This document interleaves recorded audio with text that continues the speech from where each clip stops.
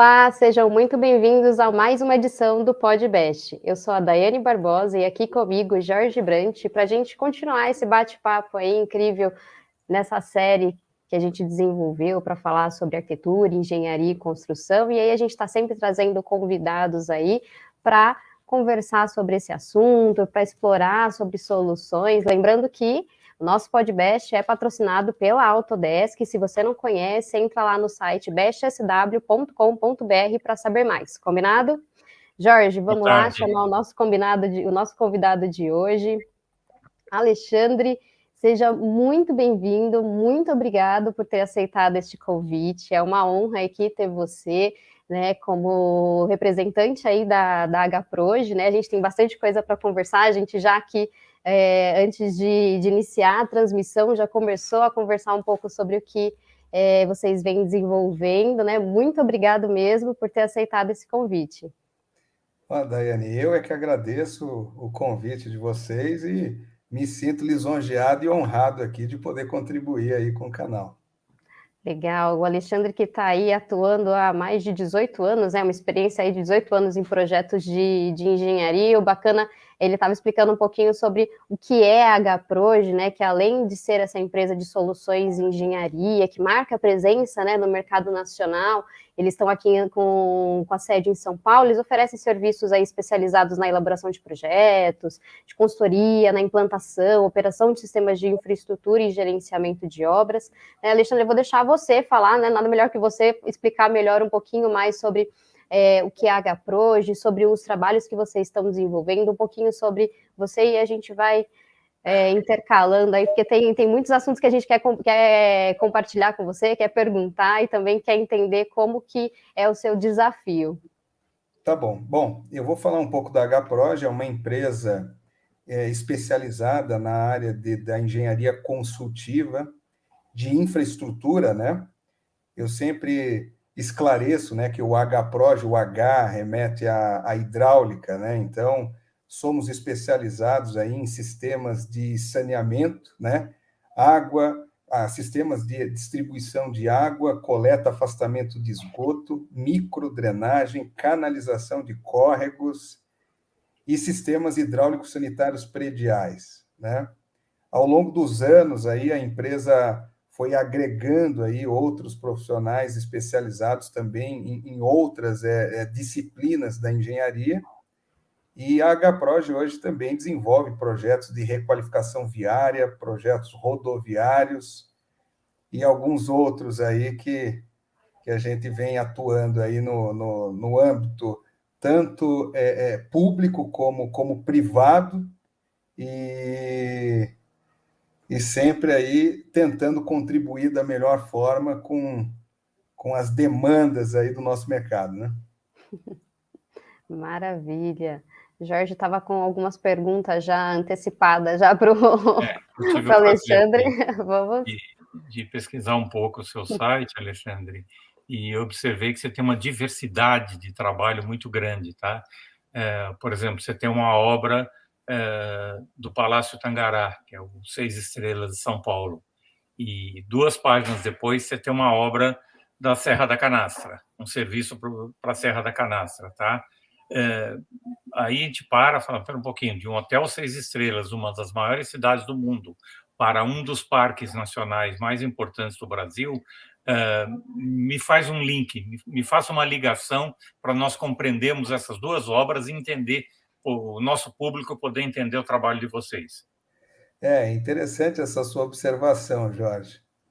O Palácio Tangará, a gente recebeu essa oportunidade, né, de atuar nesse importante projeto para resolver uma situação, né, um desafio aí de solucionar a drenagem desse hotel, né? Ele fica inserido ali, né, praticamente dentro ali do Parque Burle Marx, aqui na região aqui da Zona Sul de São Paulo, né? E existem sérias restrições no que diz respeito ao lançamento da drenagem do empreendimento nos barramentos sensíveis ali daquele paisagismo e daquele bioma ali do parque, né? Então, nós tivemos que entrar com bastante engenharia aí para poder solucionar quais seriam aí as alternativas para a gente resolver a drenagem do hotel, né?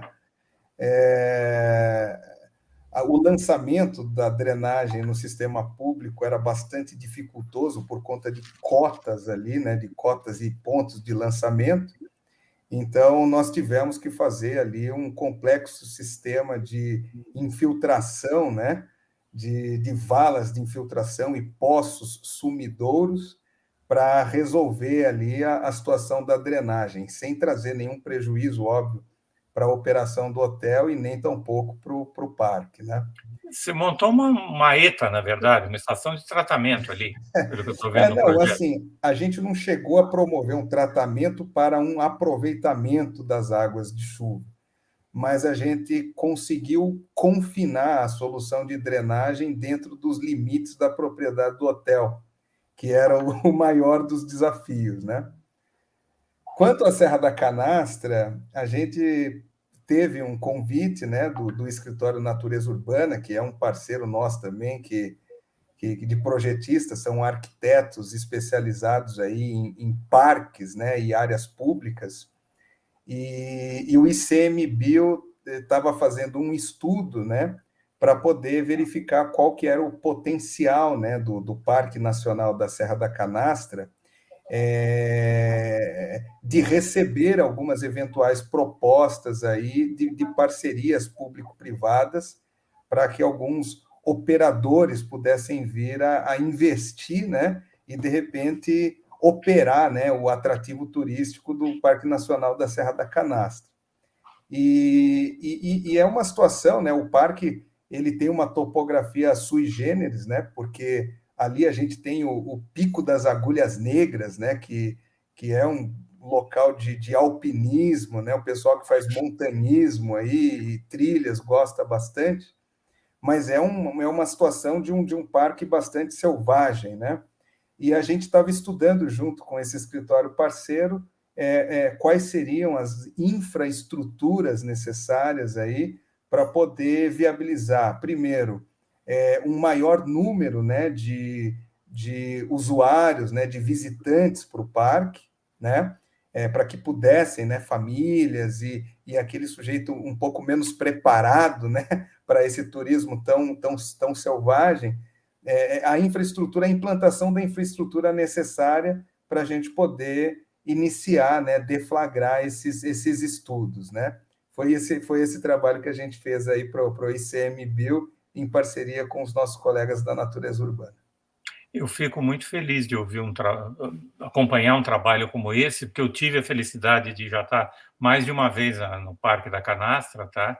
E, sem dúvida, se não houver um preparo, se não houver uma orientação, um planejamento, uma engenharia de como fazer turismo no parque, aquilo vai se degradar. É um bioma muito sensível, é uma coisa que é impressionante você ver um fio d'água nascendo no chão, virar Cascadanta e virar o Rio São Francisco. Com certeza. Coisa, é uma das grandes lembranças que eu tenho a felicidade de ter podido conhecer essa área toda, tá?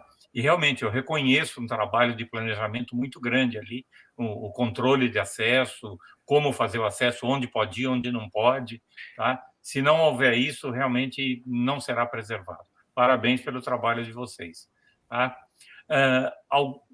Me conta sobre algum trabalho marcante, algum trabalho que foi representativo para vocês ao longo dessa carreira, por favor.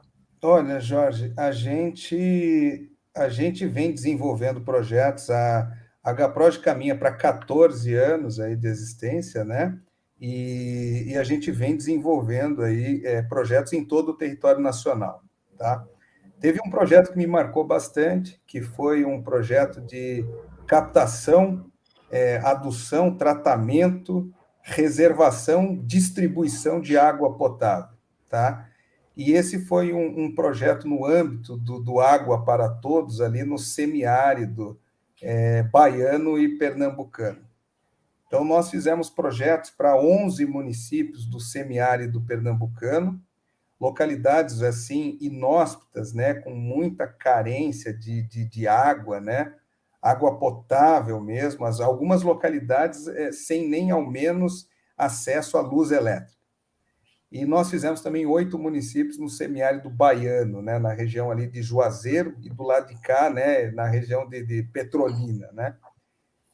Desenvolvemos esse projeto para a Codevasf, né, que foi a Companhia de Desenvolvimento dos Vales São Francisco e Parnaíba, e esse projeto foi uma experiência muito gratificante, porque ele foi desenvolvido, o projeto foi desenvolvido, depois ele foi licitado, uma construtora de Salvador venceu essa licitação, e nós depois demos apoio também na elaboração dos projetos executivos, demos apoio também à construtora para poder executar, implementar aí o projeto, né? E no cabo de tudo isso, a gente conseguiu captar água ali do São Francisco mesmo, né, como você mesmo colocou, do lago ali de Sobradinho e de outros pontos de captação, e nós levamos água potável aí para um bom bocado de gente que teve as suas vidas transformadas aí com essa intervenção de engenharia. Isso foi muito gratificante para mim, muito marcante, né? Isso é antes da transposição do Rio São Francisco, no caso? Olha, a transposição do Rio São Francisco é um projeto relativamente antigo, né? Quando eu estive Não, naquela dizem que é do região... tempo do Império, né? Quando eu estive naquela região, alguns canais da transposição já estavam em execução, tá?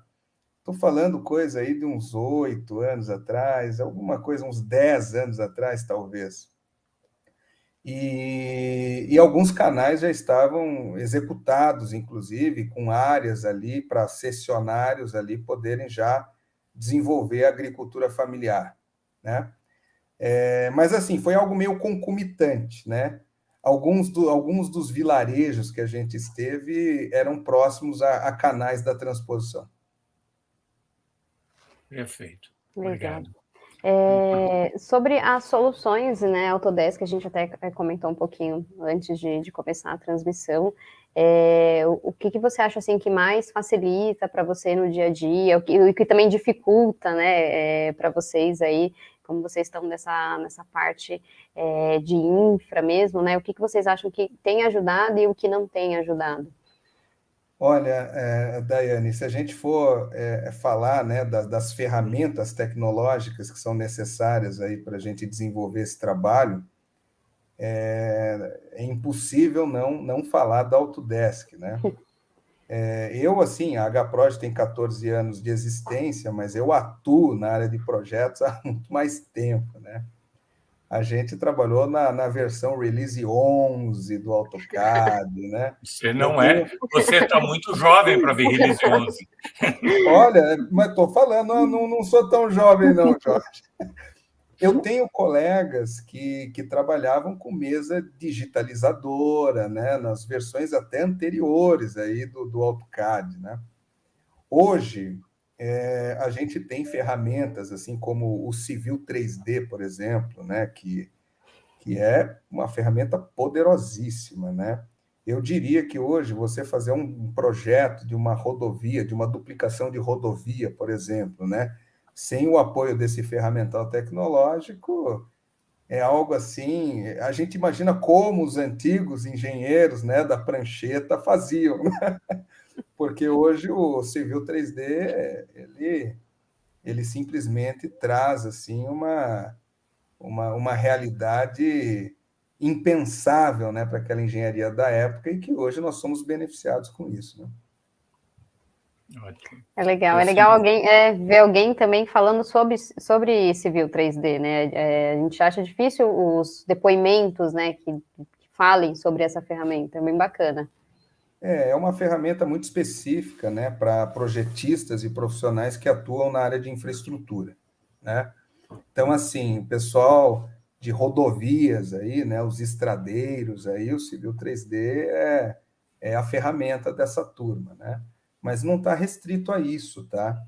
A gente faz projetos de terraplenagem, por exemplo, grandes movimentações de terra, urbanização de favela, por exemplo.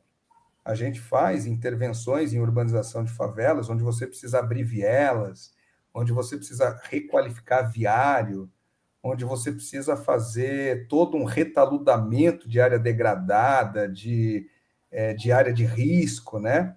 O Civil 3D, sem o Civil 3D, complica um bom bocado a vida da gente. Maravilha. Jorge, ia falar alguma coisa? Fazendo uma analogia ao que você fala, quando a gente vai numa exposição de carros antigos e você vê um carro dos anos 40, dos anos 50, com todo aquele shape, aquela forma que eles fizeram, você fala assim, puxa, como é que esse pessoal conseguiu fazer isso sem CAD? Né? Você para pensar. Então, estou fazendo uma analogia com o que você está nos dizendo em relação à parte civil, a parte do Civil 3D. Tá? Hoje, tá, Civil 3D. Futuro, como você vê a tendência agora de BIM na área de infraestrutura? Build Information Modeling para a área de infraestrutura. O Jorge, o BIM hoje ele já é uma realidade, né? Existe uma portaria, inclusive, do governo federal, né, que exige, né, que os projetos, né, que forem licitados ou as obras públicas, grandes obras aí que envolvem aeroportos, portos ou quaisquer outro tipo de obra aí, o BIM hoje ele é uma imposição, né? E nada mais correto, né? Porque na engenharia de projetos, você trabalhar com uma plataforma que permita agregar, né, todas as disciplinas, né? Você poder realizar uma visualização mais ampla no que diz respeito a interferências, né? E não só isso, você ter um banco de dados atrelado ao projeto, onde uma entidade ali, ele pode carregar e pode lhe trazer uma série de informações técnicas a respeito daquele pequeno fragmento do projeto, isso é um salto qualitativo muito grande para projeto, né? Hoje a gente tem aí o Revit, né? Tem o próprio Civil 3D também já é uma plataforma BIM, e eu acredito que cada vez mais a gente vai migrar para essa nova realidade de projeto, e os profissionais hoje cada vez mais também estão se especializando, né? Estão buscando fazer cursos, né, de capacitação para poder aderir a essa nova tecnologia. Compartilhando com você um pouco do lado histórico, tá? O governo americano fez exatamente isso há 20 anos atrás. Quer dizer, eles anteciparam essa visão do banco de dados, tá? Com uma representação ortogonal, com uma representação gráfica, mas isso foi feito há 20 anos atrás. Quer dizer, eles conseguiram organizar o processo construtivo dessa forma. Tá? E constante, é um processo constante de desenvolvimento, mas realmente eu acho que o governo brasileiro deu um passo muito importante quando ele, seguindo o exemplo do que fez Estados Unidos, Coreia, Inglaterra, Alemanha, Chile, tá? E outros países importantes do mundo, o que eles fizeram, tá? No sentido de que não se aceita licitar uma construção ou reforma que não esteja amparado por um projeto em BIM por trás. Então, isso aconteceu em diversas outras economias do mundo, tá? E agora é uma tendência muito forte aqui no Brasil, em transição, não é um processo, não está pronto, isso não se faz da noite para o dia, porque nós sabemos que a mudança do paradigma do CAD representativo para o BIM inteligência, tá? Ela é muito mais forte, muito mais marcante do que foi da prancheta para a automação CAD. Quer dizer, o salto para o BIM é muito maior do que foi do nanquim para o CAD, vamos falar assim. Sem dúvida, né? O número de recursos, né, que estão ali disponíveis, né, nessas novas plataformas, né? elas exigem muito mais qualificação, né, do operador do que simplesmente do desenhista cadista, né? Hoje você tem que um profissional aí de plataforma BIM, ele expande aí o seu alcance aí de atuação para diversos outros campos, né? Sem dúvida, e principalmente o arquiteto e engenheiro que está se formando hoje, ele está se formando com uma bagagem muito maior de conhecimento BIM, tá? Porque a figura do cadista, do projetista cadista, ou do simples cadista que pegava o risco do projeto e transformava isso num projeto em Vetorizava CAD, isso, né? não vai ter mais, não vai ter mais, e vai ser realmente o arquiteto e o engenheiro que vai pôr a mão na massa e vai desenvolver isso e fazer os acertos e erros na fase do projeto, não na fase da execução. Né? Exatamente. Nós sabemos disso. Sabemos disso. Tá bom. Algum outro destaque que você gostaria de compartilhar conosco sobre a HProj, por favor? Jorge, sim, a HProj ela trabalha bastante com obras públicas, né? Recentemente, nós tivemos a oportunidade de trabalhar na requalificação do Vale do Anhangabaú, né? Esse foi um projeto bastante polêmico, né? Muito. O projeto, né, a concepção propriamente dita, ela foi resultado de um concurso, né? A gente simplesmente entrou numa fase de detalhamento executivo, né? A construtora estava ali mobilizada e o objeto e o projeto do concurso era um projeto mais conceitual, uma coisa mais artística, né? Então a gente discretizou esse projeto aí em todas as disciplinas necessárias, né? E desenvolvemos esse projeto aí que resultou na obra, né, que hoje está aí já inaugurada, né? Um ponto curioso, né, o Vale do Anhangabaú, ele tem um canal, né, ele tem um córrego aéreo, né, que ele fica ali sobre ali, né, o túnel do Anhangabaú, e aquela superfície, né, lá em cima, ela foi radicalmente modificada, né? Então, assim, não só isso, né? Implantaram ali as tais das fontes, né? Das fontes luminosas, e não só isso, a gente mexeu bastante na geometria ali do vale, né? Hoje eu confesso que eu aprendi uma. Nunca imaginei que o córrego Anhangabaú fosse aéreo, que ele tivesse por cima do túnel. Nunca pensei nisso. Nunca. E é um lugar que eu passo normalmente, mas nunca pensei que ele estaria por cima. Imagina que esse córrego, ele sempre esteve lá, né? Afinal de contas, é um vale do Anhangabaú, mas aí veio o túnel, aí veio toda aquela transformação urbana ali do entorno, né? E pobre do córrego, ele acabou ficando ali, né? Canalizado e entre ali a superfície e o próprio túnel. Mas esse foi um projeto importante, que também, no prazo que a gente tinha para poder desenvolver esse projeto, seria absolutamente impossível, né, inexequível de você viabilizar isso sem o auxílio de ferramentas profissionais aí da Autodesk, né? Ótimo. Obrigado por compartilhar. Eu sempre aprendendo. Hoje aprendi mais uma. Mais uma.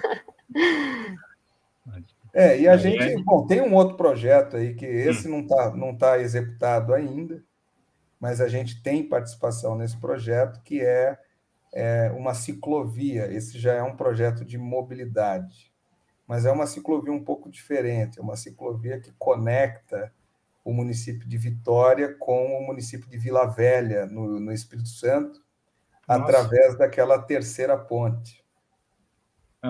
Nossa. É uma obra única no mundo, porque são são 3.000 toneladas de aço cortem fixados ali na estrutura da ponte existente, né? Essa ponte ela tem 3 quilômetros de comprimento, o vão central está a 80 metros ali do nível do canal, né, do mar. E esse é um projeto muito audacioso, ventos de até 100 km por hora, uma atmosfera bastante agressiva, né, de maresia. Tem que encapsular a ciclovia, praticamente. Não. Essa ciclovia, nós fizemos as análises, a gente teve, né, vale citar aqui, né, o apoio de profissionais de renome que estão envolvidos aí nesse projeto. O Flávio D'Alembert, por exemplo, é o engenheiro responsável pela estrutura metálica, e o Júlio Timmermann, da Injet, é responsável pela parte de concreto, a interface com a ponte, né? Eu faço uma coordenação e desenvolvo os projetos complementares, né? Então, eu faço toda a parte de pavimentação, iluminação, geometria, né? Requalificação ali da parte baixa ali, né? Junto com os arquitetos lá de Vila Velha, da Prete Arquitetura, o Sandro Prete. E esse projeto é um projeto muito importante, porque a Terceira Ponte Vitória, ela, infelizmente, ela tem um número muito grande de suicídios que ocorrem nessa ponte, porque as pessoas simplesmente elas tiram a própria vida saltando ali do vão central, e o Ministério Público já tinha lá uma ação civil, tinha uma questão ali que envolvia o Estado resolver, né, por definitivo, esse problema do suicídio.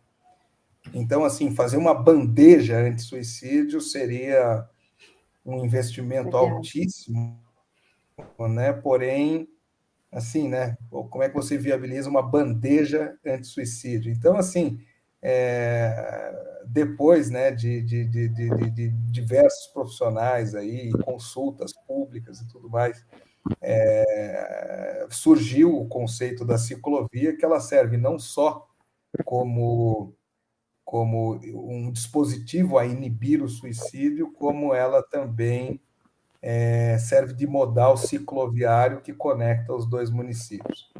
Interessante. E com uma vista belíssima ali da Baía de Vitória, incrível isso aí. Do Convento da Penha e tudo mais, muito bom. Eu conheço a segunda ponte, a terceira eu não conheço ainda, não tive oportunidade de conhecer, mas há muitos anos atrás eu fiquei lá no trânsito da segunda. Uhum. A segunda conecta ali Vila Velha, Cariacica com Vitória, né? Mas é uma ponte mais baixinha. Interessante. Maravilha, essa daí foi interessantíssima, né? Essa obra está em plena execução, tá? O consórcio Agis Ferreira Guedes Metalvix está executando essa obra. Se vocês depois darem uma googlada aí, vocês vão ver bastante coisa aí sobre essa obra. Com certeza, vou procurar em seguida. Eu também fiquei super interessada agora para conhecer mais. Bom, Alexandre, tem mais alguma coisa que você queira contar para a gente? Bom, gente, é isso, né? Se a gente for dissertar aqui também tudo quanto é projeto, tudo quanto é coisa que a gente faz, aí a gente vai precisar estender o canal aí por bastante tempo. Mas é isso, né? A engenharia consultiva, a engenharia de infraestrutura no Brasil, né? Atravessou um período aí bastante turbulento aí nos últimos anos, né? A gente vem saindo de uma crise, eu arrisco dizer, uma crise institucional, uma crise do mercado mesmo, né, das grandes construtoras no Brasil. Mas, assim, as demandas continuam, né? Nós que somos projetistas e estamos aí, né, na linha de frente aí, né, para tudo aquilo que está vindo acontecendo, a gente percebe que as demandas ainda são assim muito grandes, né? O Brasil ele tem muito por fazer, né?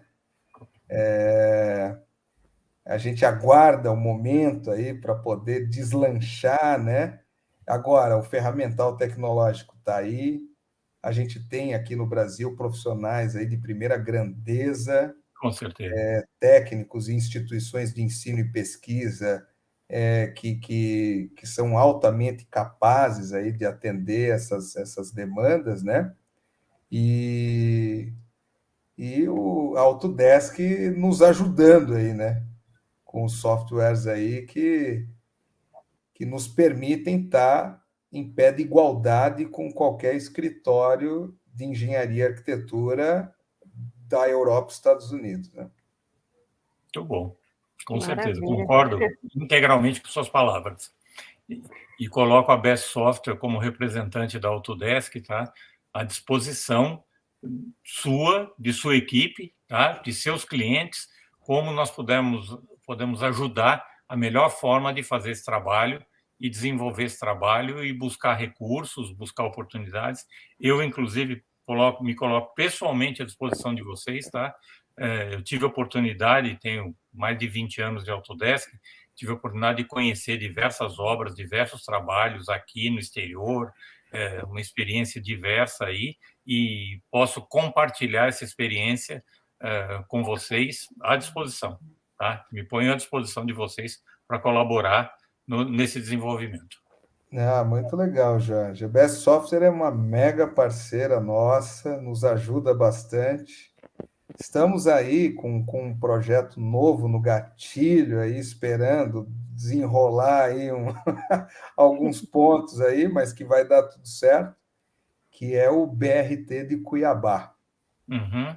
Né? O BRT de Cuiabá, a gente está muito cotado, né? É um contrato aí com a Nova Engevix, que é parceira nossa também, e se tudo der certo, olha, um bom bocado de projetistas estarão aí diretamente envolvidos, aí, uma equipe grande, aí, multidisciplinar, vão estar diretamente envolvidos aí nesse projeto aí, que a gente está na expectativa de começar logo, logo.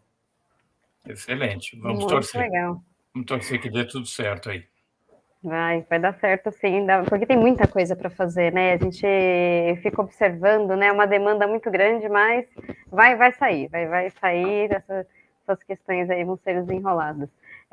Alexandre, eu quero agradecer novamente, né, por você ter aceitado o convite, pela sua participação, conte conosco, né? Sempre que precisar.